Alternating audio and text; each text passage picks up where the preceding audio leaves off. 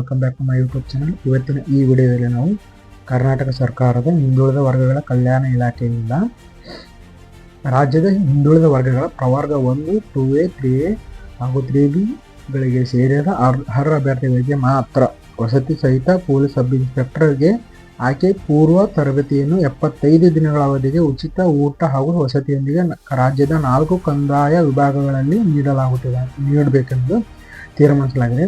ಈ ಹಿನ್ನೆಲೆಯಲ್ಲಿ ಆಯ್ಕೆಯಾದ ಅಭ್ಯರ್ಥಿಗಳಿಗೆ ಯಾವುದೇ ರೀತಿಯ ಶಿಷ್ಯ ವೇತನಾದಿ ಮತ್ತು ಪ್ರಯಾಣ ಭತ್ಯೆ ಹಾಗೂ ಆರ್ಥಿಕ ಸೌಲಭ್ಯವನ್ನು ಇಲ್ಲಿ ಒದಗಿಸಲಾಗುವುದಿಲ್ಲ ಅಂತ ಹೇಳಿದ್ದಾರೆ.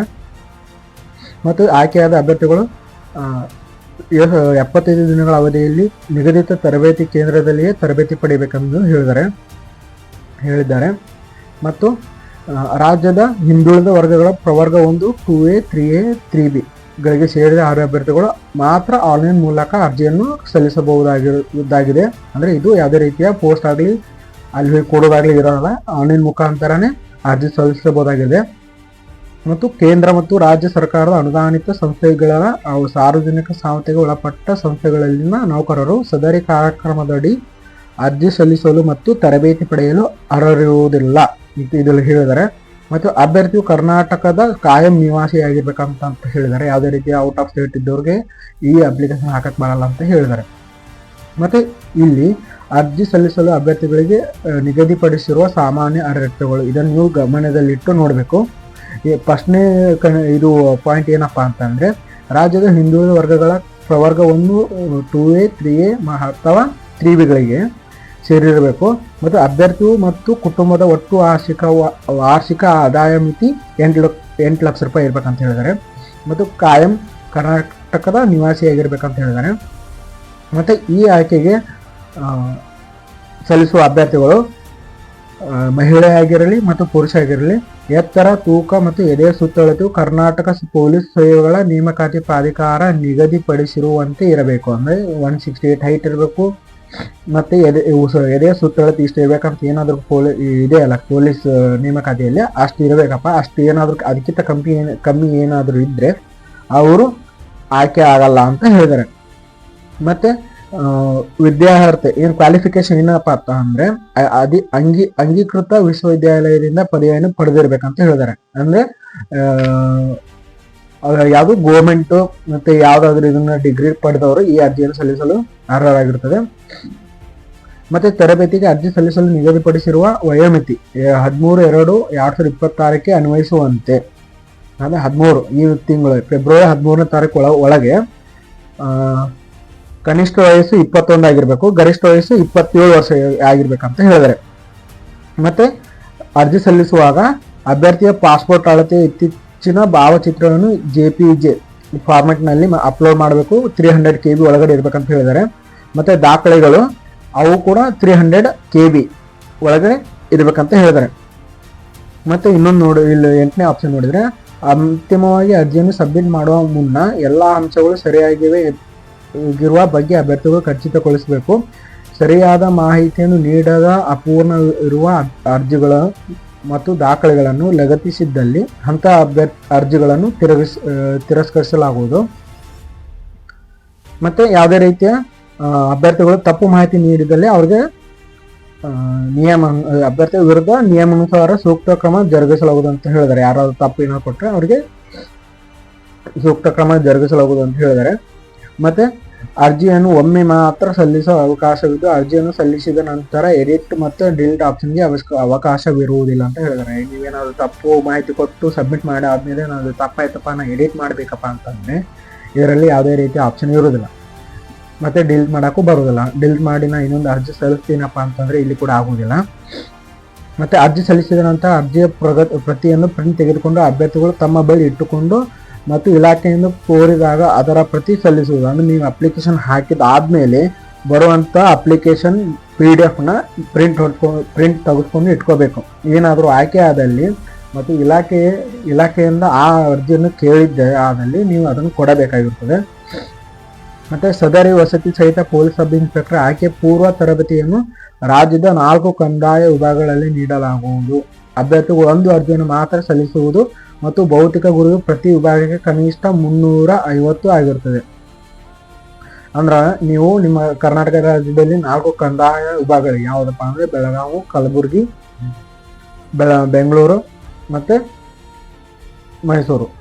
ಈ ವಿಭಾಗಗಳಲ್ಲಿ ಆಯ್ಕೆಗೆ ತರಬೇತಿ ಕೊಡ್ಬೇಕಂತ ಅನ್ಕೊಂಡಿದ್ದಾರೆ. ಇದರಲ್ಲಿ ಒಂದು ಕಂದಾಯ ವಿಭಾಗಗಳಲ್ಲಿ ಗರಿಷ್ಠ 350 ವಿದ್ಯಾರ್ಥಿಗಳು ಅಂತ ಹೇಳಿದ್ದಾರೆ. ಮತ್ತು ಪುರುಷ ಅಭ್ಯರ್ಥಿಗಳಿಗೆ ತರಬೇತಿಯನ್ನು ಬೆಂಗಳೂರು ನಗರ, ಬೆಳಗಾವಿ ಮತ್ತು ಕಲಬುರಗಿ ವಿಭಾಗಗಳಲ್ಲಿ ನೀಡಲಾಗುವುದು. ಪುರುಷ ಅಭ್ಯರ್ಥಿಗಳು ಅರ್ಜಿ ಸಲ್ಲಿಸುವಾಗ ಈ ವಿಭಾಗಗಳಲ್ಲಿ ಯಾವ ವಿಭಾಗಗಳಲ್ಲಿ ತರಬೇತಿ ಬೇಕು ಎಂಬ ಬಗ್ಗೆ ಆದ್ಯತೆ ನೀಡುವುದು. ಅಭ್ಯರ್ಥಿಗಳು ಪದವಿಯಲ್ಲಿ ಪಡೆದಿರುವ ಶೇಕಡಾವಾರು ಅಂಕಗಳ ಮೆರಿಟ್ ಮತ್ತು ಆದ್ಯತೆ ಆಧಾರದ ಮೇಲೆ ಅಭ್ಯರ್ಥಿಗಳ ತಾತ್ಕಾಲಿಕ ಆಯ್ಕೆ ಪಟ್ಟಿ ತಯಾರಿಸಲಾಗುವುದು. ಇಲ್ಲಿ ಮೊದಲು ಮೇನ್ ಏನಪ್ಪಾ ಅಂತಂದ್ರೆ ಇಲ್ಲಿ ಯಾವುದೇ ರೀತಿಯ ಎಕ್ಸಾಮ್ ಇಲ್ಲ. ನಿಮ್ಮ ಪದವಿಯಲ್ಲಿ ಪಡೆದಿರುವಂತಹ ಶೇಕಡಾವಾರು ಅಂಕಗಳ ಮೇಲೆ ಮೆರಿಟ್ ತೆಗೆದು ಸೆಲೆಕ್ಷನ್ ಮಾಡಲಾಗುತ್ತದೆ. ಮತ್ತೆ ಇಲ್ಲಿ ನೋಡ್ಬೋದು, ಮಹಿಳಾ ಅಭ್ಯರ್ಥಿಗಳಿಗೆ, ಪುರುಷ ಅಭ್ಯರ್ಥಿಗಳಿಗೆ ಬೆಂಗಳೂರು ನಗರ, ಬೆಳಗಾವಿ ಮತ್ತೆ ಕಲಬುರಗಿಯಲ್ಲಿ ಮಾತ್ರ ತರಬೇತಿಯನ್ನು ನೀಡಲಾಗುತ್ತದೆ. ಮತ್ತು ಮಹಿಳಾ ಅಭ್ಯರ್ಥಿಗಳಿಗೆ ಮೈಸೂರು ವಿಭಾಗಗಳಲ್ಲಿ ಮಾತ್ರ ತರಬೇತಿಯನ್ನು ನೀಡಲಾಗುವುದು.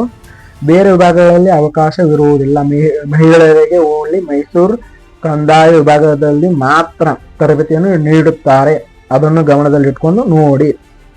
ಮತ್ತು ಸದರಿ ಪರೀಕ್ಷಾ ಪೂರ್ವ ತರಬೇತಿಯ ಅವಧಿ ಅಂದಾಜು 75 ದಿನಗಳಾಗಿದ್ದು, ಒಂದು ವೇಳೆ ತರಬೇತಿಯ ಅವಧಿಯನ್ನು ಇಲಾಖೆಯಿಂದ ವಿಸ್ತರಿಸಿದ್ದಲ್ಲಿ ಆ ಅಭ್ಯರ್ಥಿಗಳು ತರಬೇತಿಯನ್ನು ಕಡ್ಡಾಯ ಪಡೆಯಬೇಕಂತ ಹೇಳಿದ್ದಾರೆ. ಏನಾದರೂ 75 ದಿನಕ್ಕಿಂತ ಹೆಚ್ಚಾಗಿ ಏನಾದರೂ ದಿನ ಮಾಡಿದ್ದಲ್ಲಿ ನೀವು ಆ ಹೆಚ್ಚು ಮಾಡಿದಂಥ ದಿನಗಳಲ್ಲಿಯೂ ಕೂಡ ಕಡ್ಡಾಯವಾಗಿ ತರಬೇತಿಯನ್ನು ಪಡೆಯಬೇಕಪ್ಪ ಅಂತಂದು ಹೇಳಿದ್ದಾರೆ.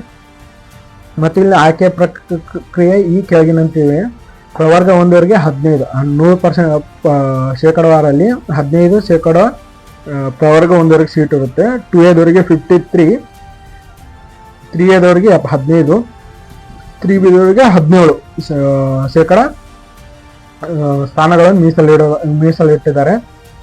ಅಭ್ಯರ್ಥಿಗಳ ತಾತ್ಕಾಲಿಕ ಆಯ್ಕೆಯನ್ನು ಅವರ ಪದವಿಯಲ್ಲಿ ಗಳಿಸಿರುವ ಅಂಕಗಳು ಪ್ರವರ್ಗ ಮೀಸಲಾತಿ ವಯೋಮಿತಿಯನ್ನು ಅನುಸರಿಸಿ ಮಾಡಲಾಗುವುದು. ಅಂದ್ರೆ ಇಲ್ಲಿ ಸೆಲೆಕ್ಷನ್ ಯಾವ ರೀತಿ ಮಾಡ್ತಾರಪ್ಪ ಅಂತಂದ್ರೆ, ನಿಮ್ಮ ಪದವಿ ಅಂಕಗಳನ್ನು ಪರಿಗಣಿಸಿ ಇಲ್ಲಿ ಆಯ್ಕೆ ಪಟ್ಟಿ ತಯಾರಿಸಲಾಗುವುದು. ಒಂದೇ ಪ್ರವರ್ಗ ಮೀಸಲಾತಿ ಮೆರಿಟ್ ಹೊಂದಿರುವ ಅಭ್ಯರ್ಥಿಗಳು ಇದ್ದಲ್ಲಿ ವಯೋಮಿತಿಯನ್ನು ಜ್ಯೇಷ್ಠತೆ ಹೊಂದಿರುವ ಅಭ್ಯರ್ಥಿಗಳಿಗೆ ಆಯ್ಕೆಯಲ್ಲಿ ಆದ್ಯತೆ ನೀಡಲಾಗುವುದು. ಅಂದ್ರೆ ಏನಾದರೂ ನಿಮ್ಮ ಕೆಟಗರಿಯಲ್ಲಿಯೇ ಸಮಾನ ನಿಮ್ಮ ಏಜ್ನವರು ಏನಾದ್ರು ಬಂದ್ರೆ ಅಲ್ಲಿ ನಿಮ್ಮ ವಯೋಮಿತಿಯ ಕನ್ಸಿಡರ್ ಮಾಡ್ತಾರೆ ಸೆಲೆಕ್ಷನ್ ಮಾಡುವಾಗ, ಮೆರಿಟ್ ಲಿಸ್ಟ್ ತಯಾರಿಸುವಾಗ.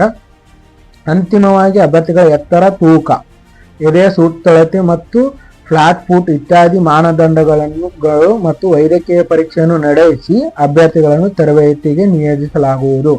ಇಲ್ಲಿ ಏನಪ್ಪಾ ಅಂದ್ರೆ ನೀವು ಒಂಥರ PS ಆಗಿ ಏನು ಮೆಡಿಕಲ್ ಇರುತ್ತೆ ಮತ್ತೆ ಫಿಸಿಕಲ್ ಏನಿರುತ್ತೆ ಅದೇ ರೀತಿ ಎಲ್ಲಾನು ಚೆಕ್ ಮಾಡಿನೇ ಅವರು ಆಯ್ಕೆ ಮಾಡುತ್ತಾರೆ. ಏನಾದ್ರು ಅಭ್ಯರ್ಥಿಗಳು ಹಿಂದುಳಿದ ವರ್ಗಗಳ ಕಲ್ಯಾಣ ಇಲಾಖೆಯಿಂದ ನೀಡುವ ಸದರಿ ತರಬೇತಿಯನ್ನು 1 ಬಾರಿ ಮಾತ್ರ ಪಡೆಯಲು ಅವಕಾಶವಿರುತ್ತದೆ. ಅಂದ್ರೆ ಇದನ್ನು ಒಮ್ಮೆ ಮಾತ್ರ ಪಡೆಯಲು ಅವಕಾಶ ಇರುತ್ತದೆ. ಯಾರಾದ್ರೂ ಒಂದ್ ಪಡೆದು ಮತ್ತೆ ನೆಕ್ಸ್ಟ್ ಪಡಿತೇನಪ್ಪ ಅಂದ್ರೆ ಅವ್ರು ಬರಲ್ಲ. ಮತ್ತೆ ಇದರದ್ದು ಆನ್ಲೈನ್ ಮೂಲಕ ಅರ್ಜಿ ಸಲ್ಲಿಸುವ ದಿನಾಂಕ ಯಾವಾಗಪ್ಪ ಅಂತಂದ್ರೆ 13 ಕೊನೆಯ ದಿನಾಂಕ 13/2/2026 ಫೆಬ್ರವರಿ 13ನೇ ತಾರೀಕಿಗೆ ಲಾಸ್ಟ್ ಡೇಟ್. ಮತ್ತೆ ನಿಮಗೆ ಏನಾದರೂ ಈ ಅರ್ಜಿಯನ್ನು ಸಲ್ಲಿಸುವಾಗ ಏನಾದರೂ ನಿಮಗೆ ಡೌಟ್ಸ್ ಇತ್ತಪ್ಪ ಅಂದ್ರೆ ಇಲ್ಲಿ ಸಹಾಯವಾಣಿ ನಂಬರ್ ಕೊಟ್ಟಿದ್ದಾರೆ. ಈ ಸಹಾಯವಾಣಿಗೆ ಸಮಯ ಬೆಳಗ್ಗೆ 10 ಗಂಟೆಯಿಂದ ಸಂಜೆ 5ವರೆಗೆ.